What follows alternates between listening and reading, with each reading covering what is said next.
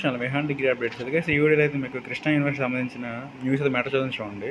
Fee చెల్లింపునకు గడువు 5 అని ఇక్కడైతే ఇచ్చాడు. ఇక్కడ మనం చూసుకున్నట్లయితే కృష్ణా విశ్వవిద్యాలయం పరిధిలో 2020-21, 2021-22, 22-23 వార్షిక విద్యా సంవత్సరాల విద్యార్థుల ప్రత్యేక సప్లిమెంటరీ పరీక్షలకు ఫీజు చెల్లించాలని వర్సిటీ పరీక్షల నియంత్రణ అధికారి అయితే తెలిపారు. జూన్ 5వ తేదీలోపు పరీక్ష ఫీజు చెల్లించవచ్చన్నారు.